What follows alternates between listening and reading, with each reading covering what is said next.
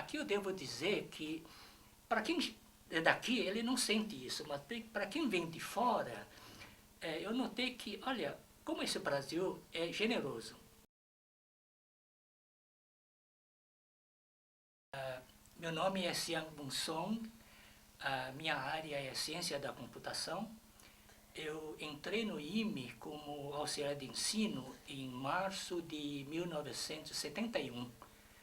Aí no IME eu fui chefe do Departamento de Matemática Aplicada, presidente da Comissão de Pós-Graduação, vice-chefe do Departamento de Ciência da Computação e, finalmente, fui diretor do IME. Eu me aposentei em 2006 e, depois disso, eu continuei as atividades como professor, colaborador sênior, até hoje, né? Então, esse ano eu estarei completando 45 anos de IME. Eu não nasci aqui. Eu sou importado, né? Made in China. Eu nasci em Xangai. Depois eu passei a minha, digamos, adolescência, parte em Hong Kong, e finalmente nós mudamos para o Brasil. Bom, então isso significa que eu sofri muitas mudanças, né? Então deixa eu contar um pouco. Em termos de língua e dialetos, na China há muitos dialetos. Então, por ter nascido em Xangai, eu fiz primeiro ano, acho, primário em Xangai, usando o dialeto de Xangai. Aí nós mudamos para Hong Kong, lá se fala cantonês. Eu não falava uma palavra em cantonês. Então, eu entrei numa escolinha onde se usava mandarim, que é a língua oficial da China. E mandarim é mais parecido com o dialeto de Xangai. Então, eu tive um ano em mandarim. Aí, no ano seguinte, fui para uma outra escolinha onde se ensinava em cantonês. Então, tive que aprender cantonês. E depois de 1 ou 2 anos, eu mudei de escola de novo em Hong Kong, entrei num ginásio que ensinava em inglês. E depois eu vim para o Brasil, português, né? E naquele tempo, para poder entrar oficialmente na escola, aqui no ginásio, eu tinha que fazer exames de adaptação.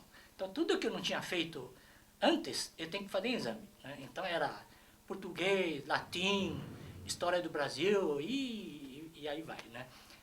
Então, levei algum tempo para poder passar desses exames. Então, eu era alguns anos, 3, 4 anos mais velho do que meus colegas da turma. Aí, depois eu fiz o colégio público, Colégio Estadual de São Paulo, onde eu terminei o 2º grau, e aí eu entrei na Escola Politécnica.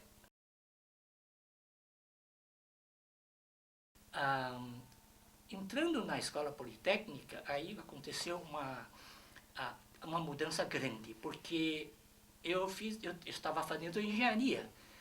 Aí uma pessoa foi responsável para eu mudar a minha área para a ciência da computação, que é o professor Valdemar Setzer.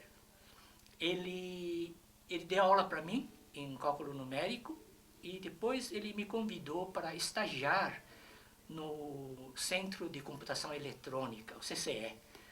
Naquele tempo, o CCE era subordinado à matemática, chamado IPQM, Instituto de Pesquisas Matemáticas. Bom, aí eu não saí mais da área, né? Então, estagiei no CCE. Quando me formei, o professor Valdemar me convidou para trabalhar como auxiliar ensino no IME. Depois eu fiz o mestrado, orientado pelo professor Valdemar, né? Até que depois fui naturalizado e fiz o concurso na USP para regularizar a situação. E eu fiz o doutorado no exterior. Tive um afastamento, né? E fiz doutorado em ciência da computação na Universidade Carnegie Mellon, que era uma das mais conceituadas na área. Aí eu voltei ao Brasil em 81, do doutorado, e aí em 82 eu assumi a chefia do Departamento de Matemática Aplicada. E no IME eu dediquei bastante tempo em trazer recursos para informática, para infraestrutura de informática. Em 84, por exemplo, através de um projeto da FAPESP, nós adquirimos o primeiro microcomputador do Instituto.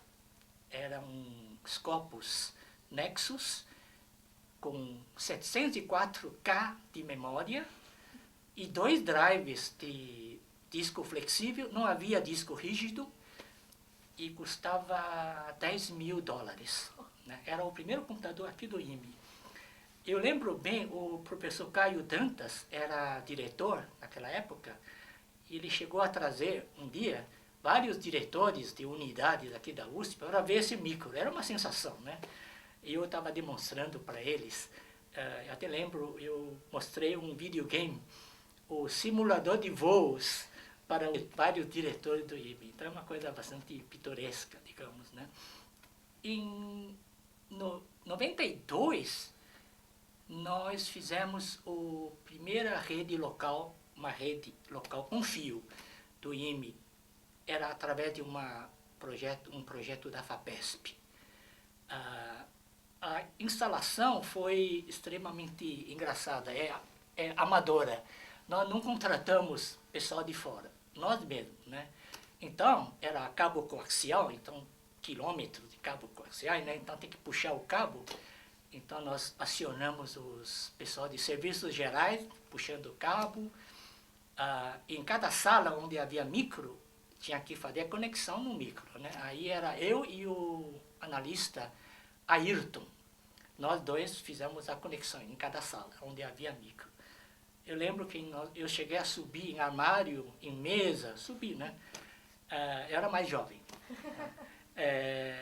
Mas foi uma rede local, muito mal feita, mas funcionou, né? Funcionou. Depois nós tivemos outras redes com pessoal de fora, contratado, etc. Né? Uma outra coisa que vale a pena mencionar é a rede sem fio. Nós, acho que o IME foi um dos primeiros a ter uma rede sem fio. Em ano 2000, novamente através de um projeto da FAPESP, uma reserva técnica, nós instalamos a primeira rede sem fio Wi-Fi aqui na USP. Era poucos pontos, eram, acho que só no bloco A, mas posteriormente essa rede foi estendida para outros blocos, né? É uma coisa muito, muito interessante. Eu gosto muito de dar aula, né?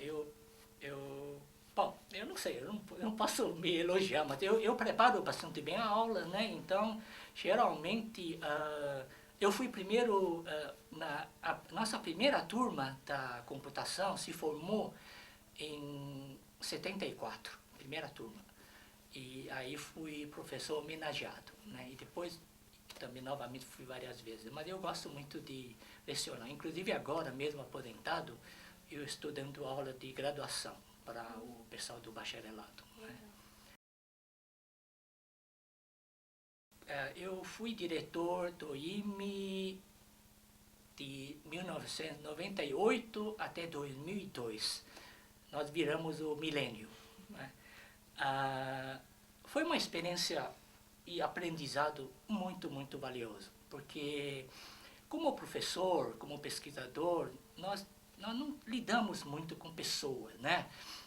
Como diretor, aí eu tive que lidar com centenas de professores e funcionários, e deu para ver como é que o IME funciona, e aí vi que há, né, ainda sessões de serviços, compra, material, patrimônio, tesouraria, contabilidade, serviços gerais, expediente, veículo, zeladoria, e assim vai, né? Então a gente teve um contato muito interessante com os funcionários, principalmente. E o IME é um instituto muito enxuto em termos de funcionários. Ele é um dos poucos institutos ou unidades onde há menos funcionário do que professor. né? Então, nós temos, talvez, uma das relações funcionário-professor mais baixas aqui da USP. Isso significa que algumas sessões, quando uma pessoa tirava férias, aí só sobrava uma outra, ou duas, sabe? Então, eu lembro, é uma época bastante difícil e, graças à dedicação deles, né? Então, a gente conseguiu sobreviver com esse número. A gente começou a obra do Bloco C. O Bloco C, a verba do Bloco C foi conseguida pelo professor Carlinhos Bragança, o diretor que me antecedeu. Então, no mandato dele, ele conseguiu a verba para a construção. E a obra teve, então, início durante o meu mandato. E demorou bastante, inclusive ele só foi inaugurado 2 anos depois do meu mandato, né? Então, houve a obra, que foi uma coisa bastante, uma fase bastante importante, e também houve uma outra obra que o professor Antônio Galves conseguiu uma verba para a construção de uma sede do NUMEC, aquele núcleo de informática, que é um anexo, uma extensão ao Bloco C, né? Então, essas são duas coisas importantes, eu acredito. Em ensino, nós tivemos... O IME é uma unidade que dá muito aula de serviço, chama de serviço, né? Matemática, cálculo, álgebra, cálculo, introdução à computação, estatística, para outras unidades. Então, eu lembro que cada ano nós tivemos mais ou menos 15.000 disciplinas aluno. É uma carga grande, e isso equivale a mais ou menos a uma unidade de 3.000 alunos, a mais ou menos, né? Então, nós tivemos essa carga de ensino. Logo depois de assumir a diretoria, nós tivemos uma mini crise por causa do Boomer. O Boomer era um cachorro, um vira-lata, né? Um cachorro que adotou o IME.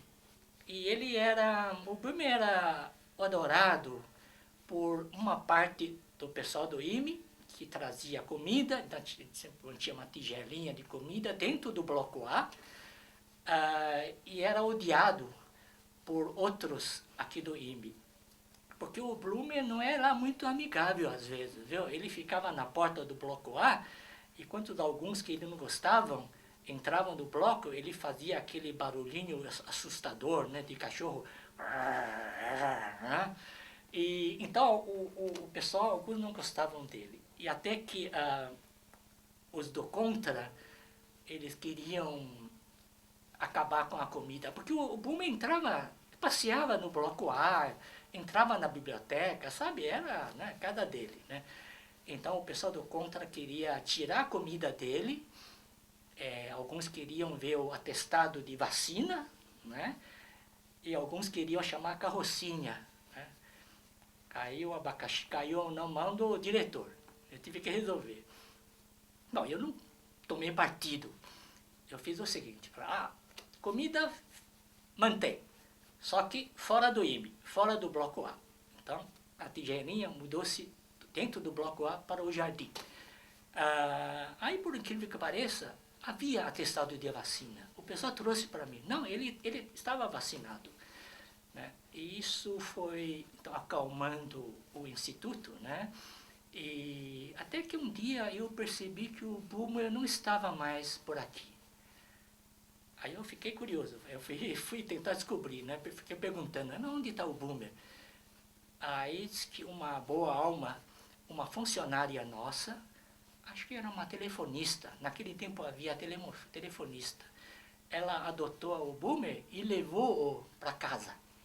Aí acabou a história do Boomer. Então acho que o Boomer também faz parte da In Memoria, né? Que é o projeto de vocês, né?